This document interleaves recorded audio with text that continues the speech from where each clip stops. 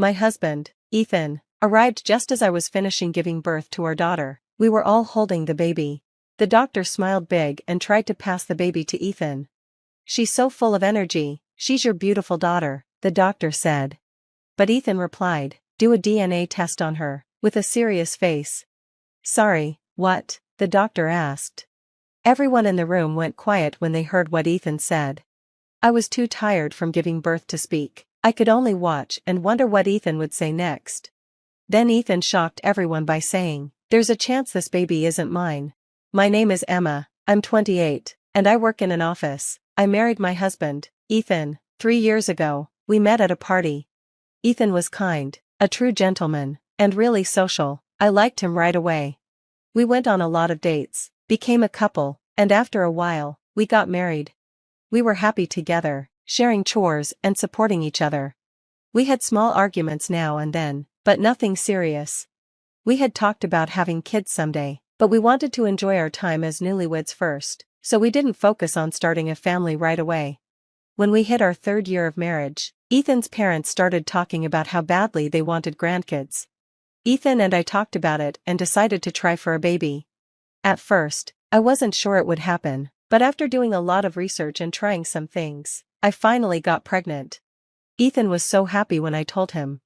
Since it was my first pregnancy, I felt nervous and unsure. I often asked my cousin, Alex, and his wife, Rachel, for advice. Alex and Rachel were very helpful since they had kids of their own. As my belly grew, it got harder to move around. Morning sickness was really bad, and I didn't feel well. I wanted Ethan's help, but he started getting busier at work. He came home late each day and started blaming me for not doing the housework when I couldn't. "Why isn't dinner ready?" he asked one night. "I'm sorry," I said. "The morning sickness is making me feel awful," I explained. "So that's why you've been lying on the couch all day? Are you taking advantage of being pregnant?" he asked. "Excuse me?" I replied, shocked.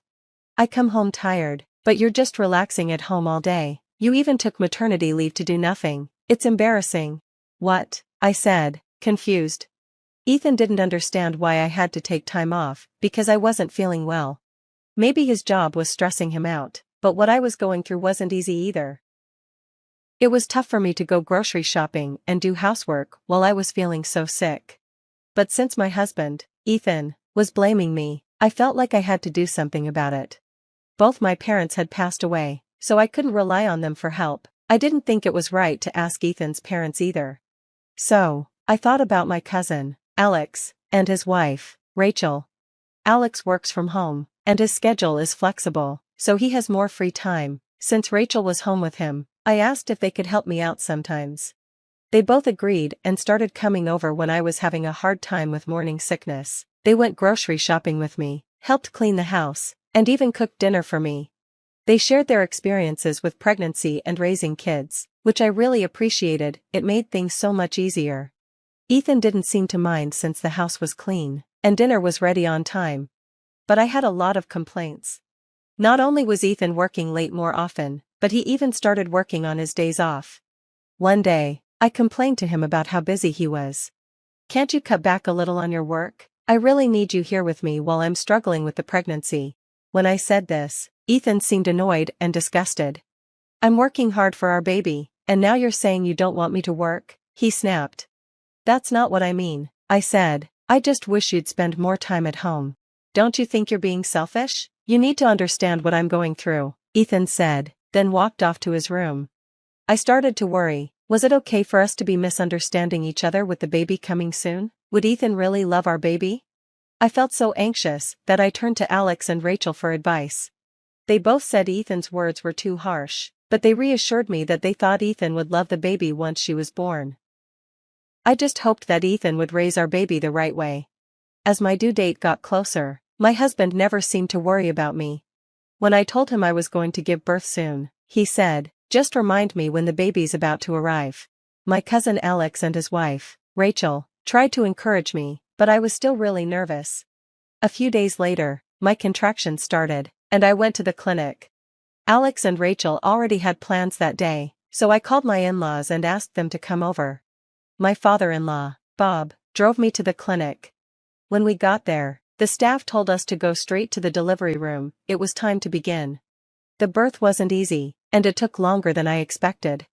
But because of the delay, Ethan was able to rush over after work and arrived just as I was finishing giving birth to our daughter. We were all holding the baby when the doctor, smiling, tried to hand her to Ethan. "The baby's full of energy, she's your adorable daughter," the doctor said. But Ethan replied, "Do a DNA test on her," with a serious look on his face. "Sorry, what?" the doctor asked. Everyone in the room froze when they heard what Ethan said. I couldn't believe what he was saying. Ethan's strange demand made both his parents panic. "Liam, what are you saying? The baby's just born, and you're asking for a DNA test? What's wrong with you?" I was too tired from giving birth to speak properly. I could only watch and wait to see what Ethan would say next. Then Ethan shocked everyone by saying, "There's a chance this baby isn't mine." Everyone froze again in disbelief. I was spinning with confusion, but I managed to say, "Why would you say that? She's your daughter." Ethan looked at me coldly and said he thought I'd been having an affair. "So, we should at least find out who the real father is. Let's do a DNA test," he said. The doctor, looking confused, replied, "But you need your wife's permission for that." Ethan sighed and said, "I bet she'll say no to the test. She always makes things difficult." The way he said that made me furious. "Fine, I'm innocent. I don't know why you're suspecting me, but if you want to investigate, then go ahead," I said, my frustration taking over. That moment wiped away the exhaustion I'd felt earlier. I glared at Ethan as I spoke, and he replied, "Well, don't mind if I do," before walking out of the room. After he left, the room felt awkward. My in-laws probably believed me, but they didn't seem fully convinced either. The doctor didn't seem too concerned. It looked like this kind of thing happened often. What shocked me most was that Ethan didn't even look at our baby, let alone hold her. No matter how much he doubted me, how could he not be interested in his own child? At that moment, I decided that if the DNA results cleared me, I would confront Ethan and demand an explanation. Depending on what he said, I might even consider divorce. I was on maternity leave, but once I went back to work, I could support my daughter as a single mom. So, I didn't care if divorce was the result. After that, I did the DNA test my husband, Ethan, had asked for and waited for the results. On the day we were supposed to get the results, Ethan seemed strangely confident. How could he look so sure of himself? When the doctor came in with the report, he said, "I will now share the results. This child is not your biological child." My mind went blank. What was going on? I hadn't cheated on Ethan. Ethan grinned and said, "See, I knew it. You're the worst. Emma, you tried to get me to raise a child you had from an affair, but you couldn't fool me. I'm divorcing you and making you pay alimony. You'll pay for this." With that, Ethan started to leave the room. I was in shock. Was this a nightmare? How could this happen? But then the doctor spoke again, but everyone turned to look at him. "The report seems to be fake." "What?" I said, confused. Ethan, who had stopped in his tracks, looked shocked. "Fake? What are you talking about?" Ethan asked, clearly upset. The doctor looked straight at Ethan and said, "I know you have a friend at the lab where you ordered the DNA test." Ethan's eyes widened. "That's why I suspected the results might be fake. So, I had another private lab do the test. The results confirm that you are the biological father of your daughter." "So, the original results were fake?" the doctor asked. No way. I didn't fake anything," Ethan stammered, sweating. The doctor replied, "There's no point denying it. I have a friend at the same lab, and I had him investigate. Your friend admitted he took money from you to create false results. Why did you do this to Emma?" Ethan, now panicking, couldn't stop sweating. Just then, Alex and Rachel came into the room. "What's going on?" Alex asked. "We were suspicious about what you said about Ethan," Rachel added. "Huh? What do you mean?" I asked. "Rachel's friend is an investigator, so we asked them to look into Ethan. Turns out your husband has been having an affair. We even have proof," Alex said, handing me photos. "What?" I gasped. So, Ethan was the one who had been cheating on me all along. At this point, Ethan's face was completely pale. "Why is everyone investigating me?" Ethan asked. Ryan surprised everyone as he stood in front of Ethan. "You really are the worst. Your lover is the daughter of the president of a big company, and it looks like you're planning to marry her. So, You were planning to leave Emma and be with your lover, right? What? You even investigated that much about me? Ethan stammered. Hey, Ethan, is that true? I asked, furious. No, he tried to deny it. Ryan continued, you can't get away with this. It turns out your lover didn't know you were married, so we told her. Now you must be in big trouble since you lied to the daughter of a major company. No way, Ethan muttered, looking defeated. You're the worst, Ethan. You tried to accuse me of cheating, but all along, you were just trying to make yourself happy, I shouted. As you wish, I'll divorce you gladly, but I will make sure you pay alimony and child support. Hearing this, Ethan collapsed to his knees. Ethan lost his job soon after. His lover was furious when she found out he was married and had lied to her. Her father personally called the president of Ethan's company, leading to his termination. I successfully divorced Ethan. Alimony was paid right away, but Ethan could only pay child support in installments. If he was late, my lawyer contacted him immediately. As a result of this, Ethan was cut off by his parents. Now, he can't find a new job because he offended the president of a major company. He's working a low-paying part-time job to pay off his debts, living a poor life all alone. It's all his fault, and honestly, it feels good to see him like this.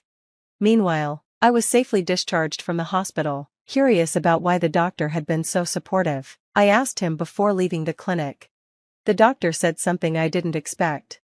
At first, I didn't recognize your name because it had changed, but your father was my mentor. What? I asked, surprised. When I was in high school and unsure about my future, your father, who was my teacher, gave me advice and support. Because of him, I was able to work hard and get into medical school. I'm forever grateful to him, so I wanted to help you however I could. Wow, I see. Thank you so much. I don't know what I would have done without you, doctor. I thanked him, and he said I could call him anytime. Later, I visited Ryan and Rachel to thank them, too. Without them, I never would have found out about Ethan's affair. I've realized that I'm able to live a good life because of the support of so many people. Now, I will live my life helping others, just as they helped me. But first, I'll take great care of my beautiful, lovable daughter. There's no way I'd ever fake a DNA test. It's disgusting that Ethan did it just to try to have a better life with his rich lover. I hope Ethan hits rock bottom. And I hope Emma lives happily with her daughter, grateful for the people who supported her. Thank you for watching until the end. Please subscribe to our channel. We hope to see you in the next video.